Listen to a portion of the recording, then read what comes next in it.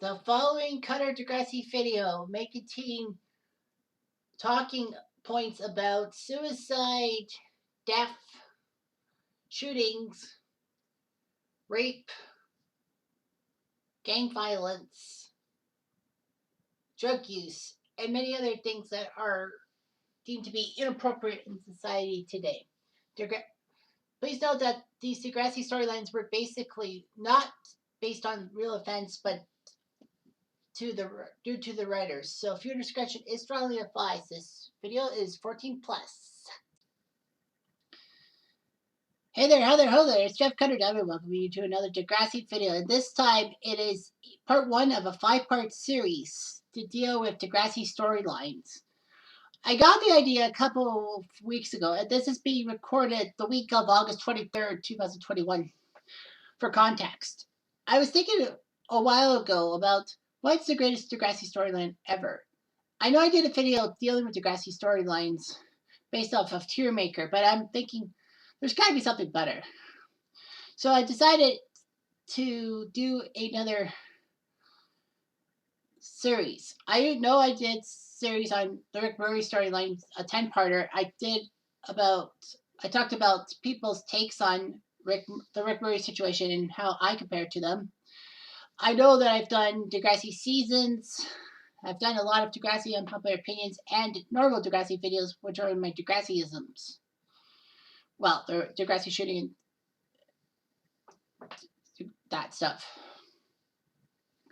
So anyway, I decided that I would try to pick as many as 6 storylines per season and put them in Reddit polls. The only problem was that Reddit polls only had 6 options per thing, so I had to think of 6 storylines. So I did that. I released 6 seasons one day, and then 6 another, and then the other 6 the next. Of course, I'm not talking about next gen. Not talking about junior high or high. I'm talking about from Degrassi Next Generation to Degrassi Next Class, the 18 seasons.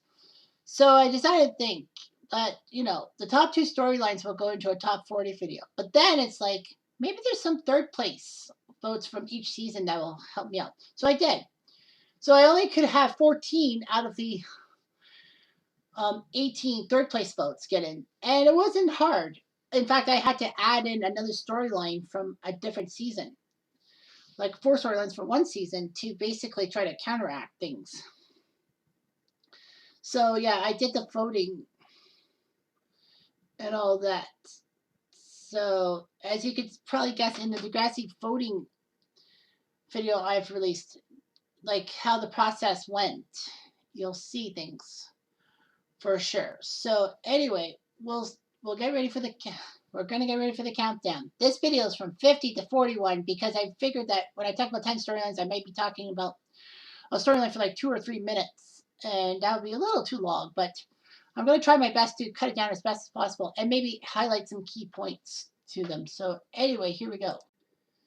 So number 50 ended up being the gifted class from season 8. So of course from 50 to 40 you'll be hearing about the third best episodes in a certain season. So season 8's third best storyline, as voted by the fans on Reddit, was the gifted class's debut.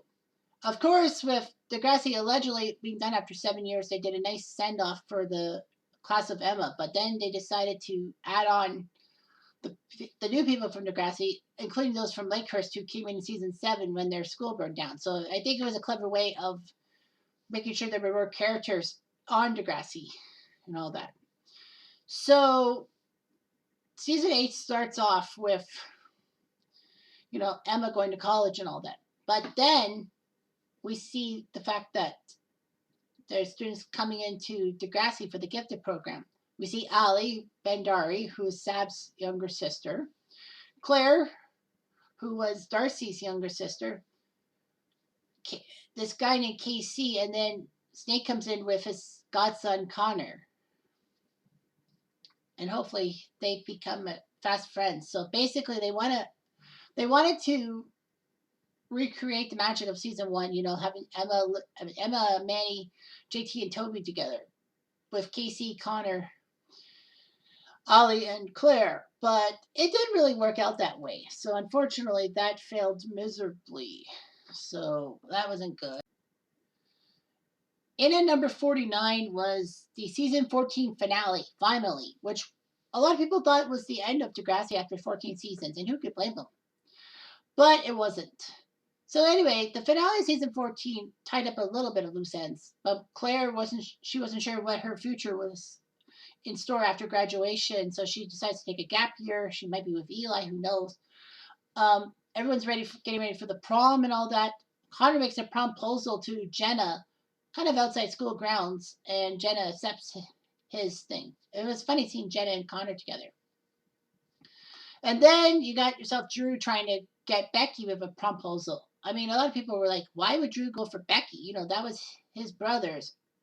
Well, brothers, because I'm going to be talking about Drew's brother in another storyline that's probably in the top 10.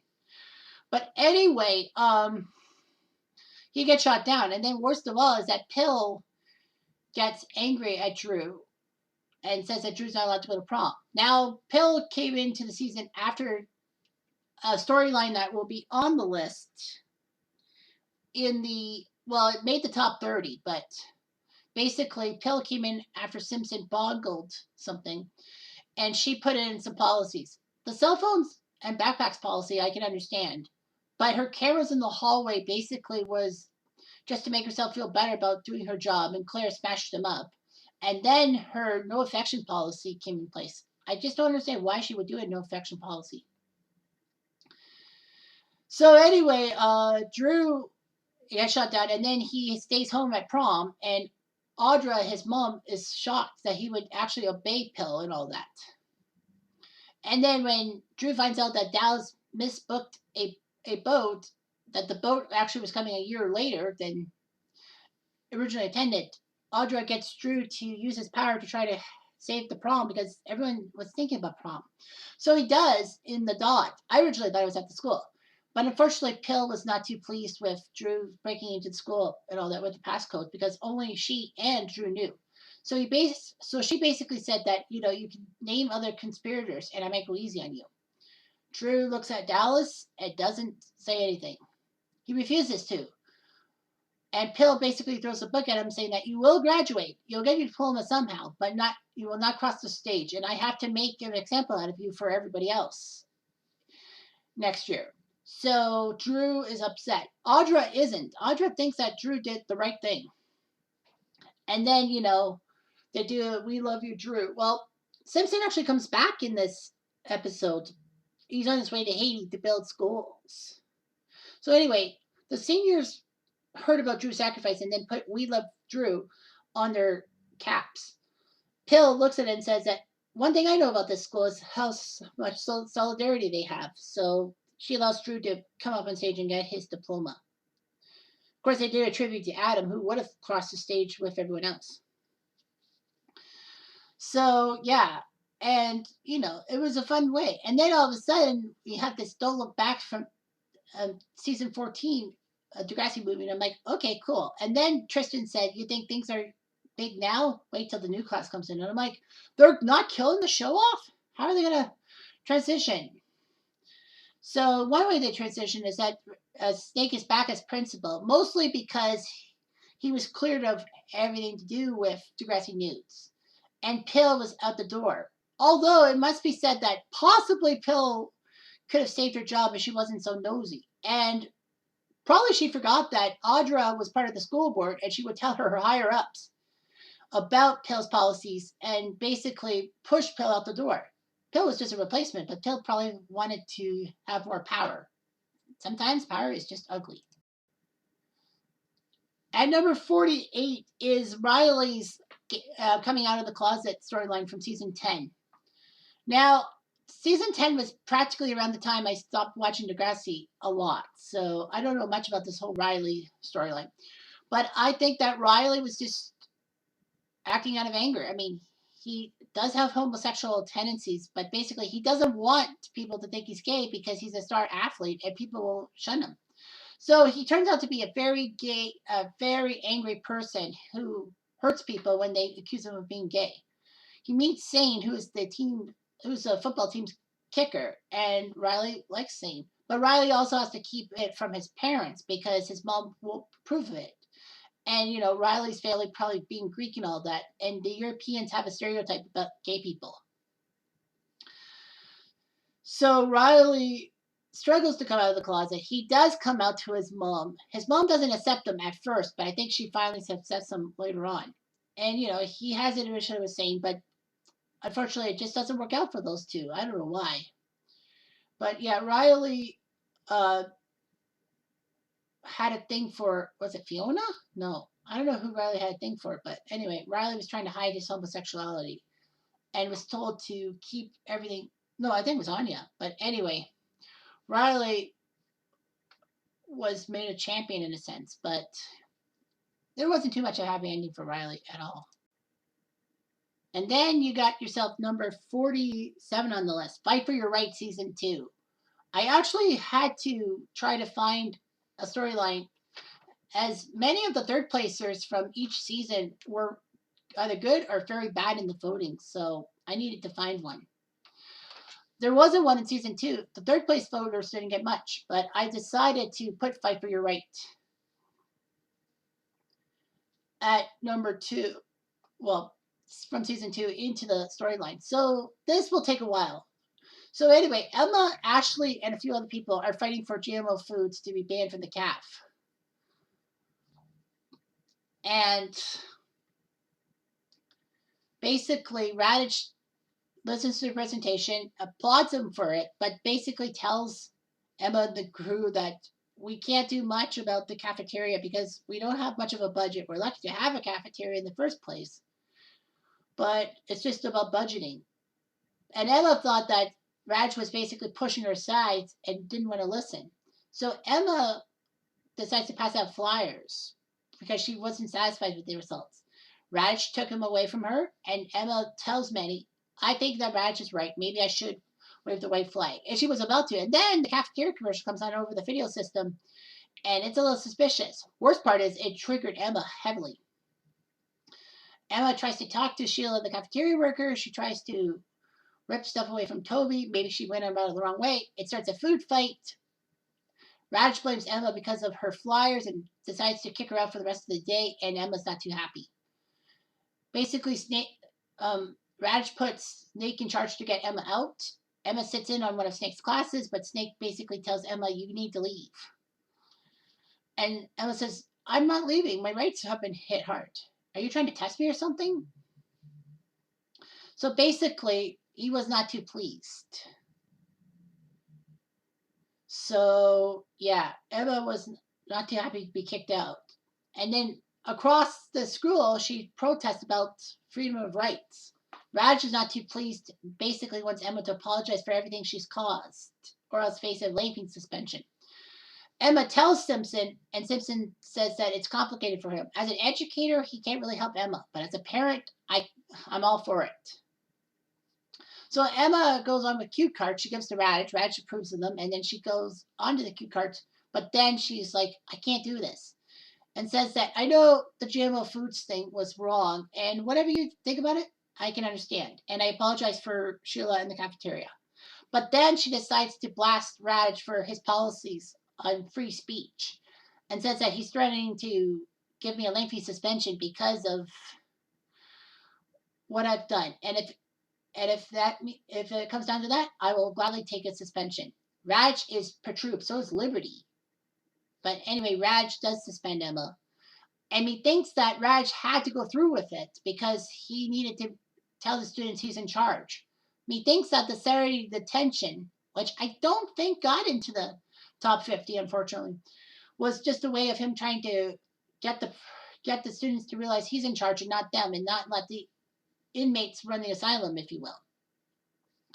So, this actually was a catalyst for something that Emma, for one of the biggest storylines of all time, which I will talk about in another video. Number 46 was the season 18 finale, or the series finale, if you will. It's hard to believe that this actually was low on the list, but yeah, people voted for a few storylines from season 18 above the finale, and I'm like, what the hell? But, I have to go with the writer's thing. I can't use my personal veto power. I could if I wanted to, but no. So I put this one at number 46. So anyway,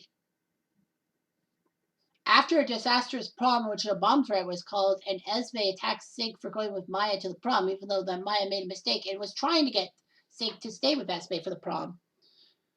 Things were bad. So bad that Maya decided to skip graduation and just stay in bed because if she doesn't get up, then no one will get hurt. Still having those feelings that if she hadn't interfered with Sig would have been okay. However, Grace comes by and helps Maya out and says that, think about what the therapist said. And so Maya is happy as can be. And Grace should be commended for helping Maya out. Meanwhile, Esme is not at graduation. She should be graduating, but because she missed the last month of school, she missed the exam, so that's an automatic failure on her part. So basically, Esme's out. But Esme pulls up in a motorcycle looking for Sig at the same time as Zoe is ready to make her valedictorian speech. Esme and Sig have a battle royale. Well, Esme is upset over Sig being with Maya and says, "You're with me," and then beats him up with a motorcycle helmet. But thanks to Miss Grell, the guidance counselor, who Maya told about Esme collapses in her arms and admits she needs help. And Maya knew she had to help Esme. In a sense, because Esme did save her life after Maya's suicide attempt in season 17/Next Class 3. Meanwhile, Zoe is hoping that her mom comes to graduation, but unfortunately, her mom refuses to have anything to do with Zoe, especially after Zoe comes out of the closet. So practically, Zoe's mom actually sends Zoe's dad with a letter and some personal stuff for college, saying have a good life and all that. And Zoe's upset that her mom refuses to talk to her, kind of feeling that her mom is just trying to get rid of her. And her mom probably couldn't bear the shame of her daughter being gay and all that. I know a lot of people said this is because of the Catholic religion, but it's not completely. It's also mostly because with Zoe coming out of the closet, people didn't want to give her film and TV roles, and Zoe's mom rode her daughter like a cash cow. And when Zoe was losing spots and not getting any roles, then Zoe's mom had to either find work to supplement her income or marry a sugar daddy. Guess what option Zoe's mom picked? Sugar daddy. But Zoe basically makes a valedictorian speech with all the friends at the Hollingsworth house and says that she doesn't need her mom. She's got a family of her own, her fellow graduates.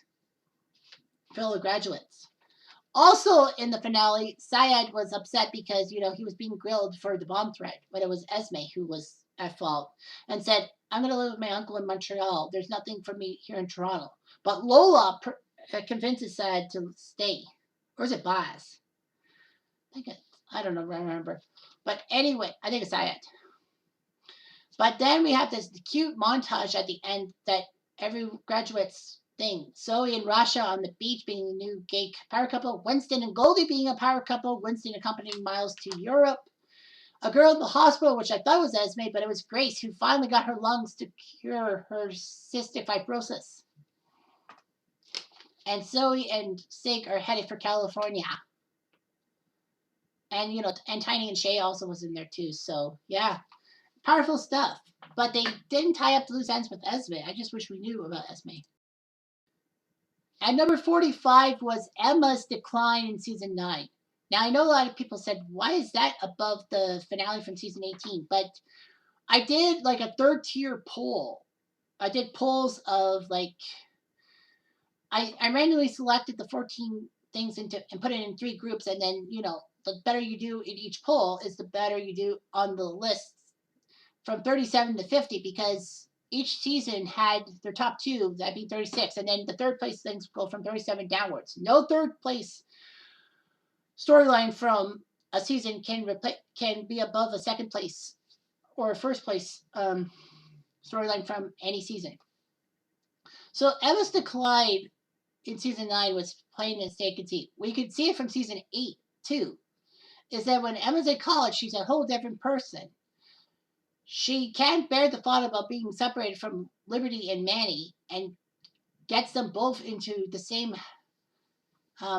dormitory as her, and then Kelly and hijinks are there. Manny wants to be with Kelly, but Kelly wants to be with Emma.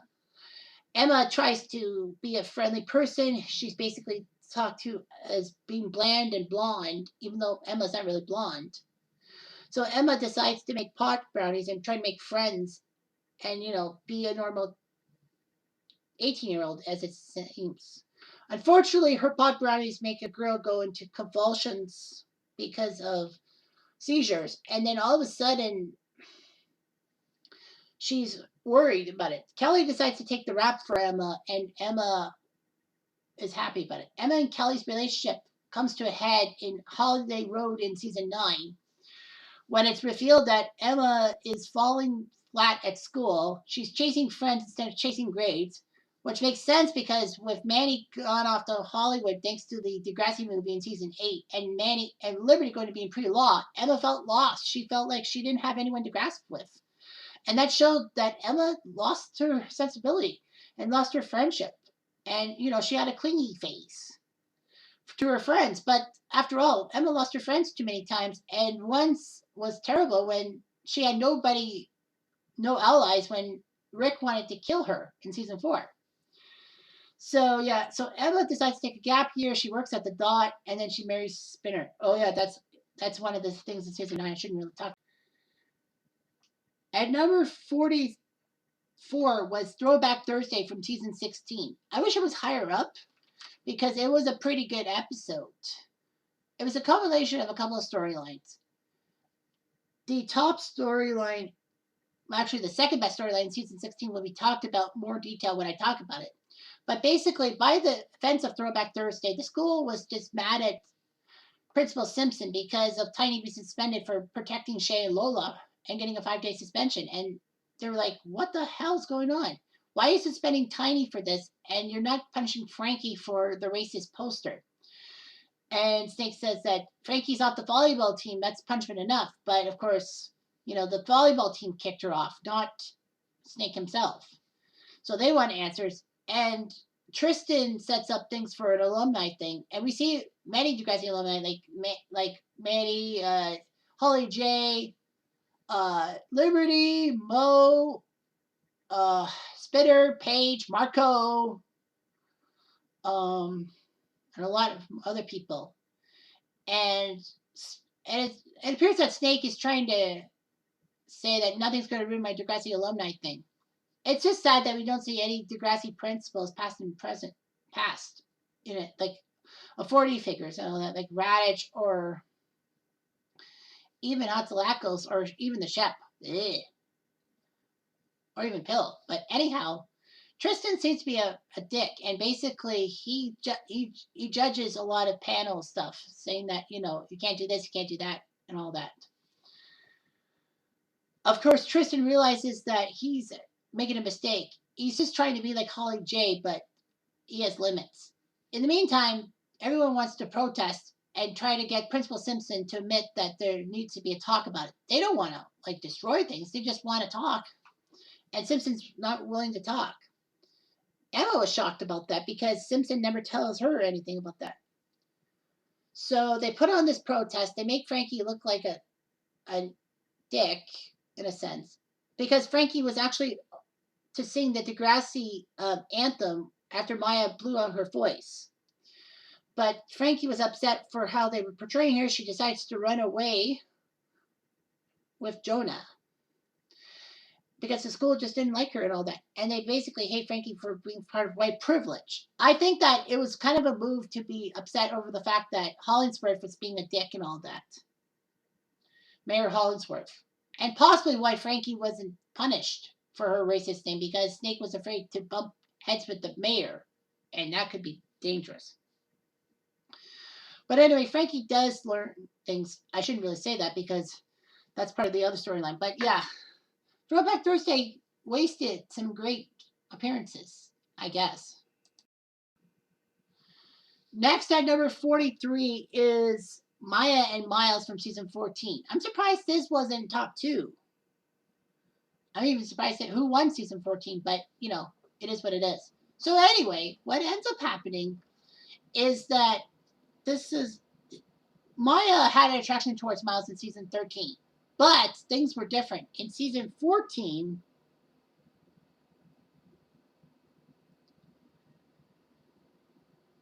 that Maya and Miles had their stuff. I know for some strange reason this wasn't top. This didn't make the list in season 13 about Zoe's cyberbullying of Maya. It didn't reach the top 3, which was weird. But at the end of it, is that Maya and Miles had a relationship season 13, and Maya broke up with Miles because Miles was towards Zoe, and Zoe pissed Maya off in season 13. So anyway, Maya decides to be back with Miles in season 14, and when Miles has father issues, Maya said, "This is the perfect opportunity for me to help Miles out and alleviate my guilt over the fact that I ruined my relationship with Cam." And Cam's suicide will be in the top 10, I assure you. So anyway, Maya decides to be more adult and try to help Miles out with his father. Miles is a little upset over Maya trying to protect him. I mean, Miles doesn't realize that Maya keeps having dreams about Miles just jumping off the balcony like Cam did in season 12, and it just triggered everything inside her, that her panic about Cam in season 12. And then when Miles says God kill me when he's sick and all that, and then he ghosts Maya from social media, Maya's like, "Oh my God, what's wrong with Miles? What's wrong with Miles? Is he okay?" And so he says, "You gotta get over it." And Maya says, "No, I can't have this again. I can't have this all over again." So anyway, Maya decides that she needs to save things and tries to help Miles out. Miles was under the influence of weed when he had to go to a doctor's appointment, and unfortunately he drives and he crashes into the car involving Dallas's girlfriend and son. So anyway, um,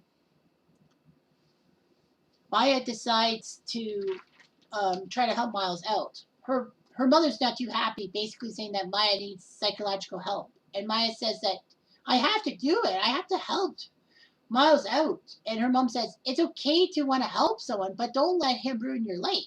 And the police officer basically tells her that you can't help someone who doesn't want to be helped. And Maya basically tells Miles that he needs to clear things up. She can't be around to help him every time. But after Degrassi Nudes ended, like the fire and all that, Miles does tell Maya, check up on me whenever possible. And Maya says, no, you're good. And Maya feels happy about herself. I think Maya got justice for the fact that she ruined her thing with Cam in season 12, and she was trying to get back to herself, in a sense. At number 42 is Emma and Sean's first relationship from season 1. It was funny to see that Emma falling for Sean like a bad boy and all that. Sean was introduced in the second episode, or was it the third episode of season 1? I think it was the third one. That basically he moved from another place, and Emma felt like Sean was a nice person and wanted to go out with him. So they go on a few dates, which was a little disastrous in a sense. However, the picture of Emma and Sean on their first date was brought back in season 7 in the storyline that Sean comes back from the military for 24 hours to be with Emma and deal with Emma's things. But in the end, Sean had one big problem. Jimmy was getting on his nerves. Jimmy was basically being a bully. And so Jimmy and Sean have a literal fight. Emma gets in the middle of it trying to protect Sean, but then Emma gets hit by Sean and ends the relationship. They come back in season 2, which was a little bit stale in a sense. And then there could have been another one in season 4 if Emma had acted on her feelings towards Sean, but, didn't happen. So, yeah, it was weird to see Emma being with Sean and all that. But Sean really liked Emma for who she was, and nobody else did. And finally, in this video, number 41 is the Emma and Manny on-again and off-again friendship from season 3. Now, there have been plenty of times that Emma and Manny were at each other's throats. However, season 3 was a big catalyst for things. That Emma basically, in season 3, was worried about Manny trying to look cute for a kid. I don't know. I think it was Mick or something. No, it wasn't Mick. Soli. Yeah, for Soli. And basically Paige gives advice that solely likes girls that can put out and not be cute. So Emma is worried about Manny's new look, saying that this isn't Manny at all. She should be fine and all that. However, Manny's new look does help Emma with her environmental club, but Emma doesn't feel like it's working out. Emma tells Manny, especially after the fact that Manny got in trouble for wearing her phone outside her pants, well, being visible, and that breaks the school's dress code thing. And that is usually a thing. I mean, why would you want to have a phone out on outside your pants in school? Fuck. So Emma tells Manny about these things, and Manny says that, it's always about you, isn't it, Emma? If things go bad for me, you're always judgmental and all that. And she lists off a few things that Manny helped Emma with, especially the environmental club. Your stupid environmental club. And Emma says, that's not stupid. So anyway, Emma wanted JT to be with Manny. Because after all, JT did save Manny from embarrassment when Manny decides not to wear any underwear with her pants and all that. And almost burnt, and almost moons the school, but JT saves her behind. Manny is not really too appreciative of Emma trying to do this thing. But it comes to a head in season 3 when Emma wants to go after Chris after losing Sean. And Manny says, go after Chris. But Emma says, I can't do that. He has a girlfriend. So they go to a rave. Manny leaves with Craig, who was with Ashley at the time. And Emma leaves the rave early. Can't find Manny or Craig and has to walk home. And gets mad at Manny for leaving her high and dry. Manny says, well, you stayed at the rave to be with Chris. And Emma says, yeah, but he has a girlfriend. I came home early because I just couldn't do it. And then Emma tells Manny, you got to make a choice. It's either, you got to make a choice. It's either you be normal and all that, or you become sexualized, or we can't be friends. And Manny says, I'd rather not be friends with a snobbish, prudish person like you. Fine. And I don't want to be friends with a school slut. And Emma says it so brazenly. It's funny. Now, I know I didn't put this in with and to do with Manny's pregnancy. I think it didn't even make the top 3 or something. But anyway, Manny's pregnancy, accidents will happen. When Manny basically decides that, she's pregnant and she doesn't know what to do. Ashley ruins it for Manny. I guess I can kind of talk about more when I talk about the Manny, Craig, Ashley love triangle. All that. But basically the Emma and Manny thing is that Emma is upset that Manny wants to get an abortion, saying that there's great adoption agencies and all that. And of course, Emma's being anti-abortion. However, Emma does come to Manny's aid when Craig didn't understand what Manny was trying to do and says, I agree with you, Craig, but basically this is Manny's body and her choice, which is a shock because Emma was not too happy about abortion. I mean, in a sense, it seemed like Emma finally turned around and said, wait a minute, this is about Manny, not about me. But you could also argue that possibly Spike, who knew about Manny's pregnancy, was talking to Emma about this stuff. And also that Emma possibly was trying to get Manny's friendship back because Emma and Manny kind of were not friends at that point, and Emma felt lost without Manny. Wouldn't be the first time. So anyway, that's my video from 50 to 41. There'll be more coming around the mountain. Goodbye.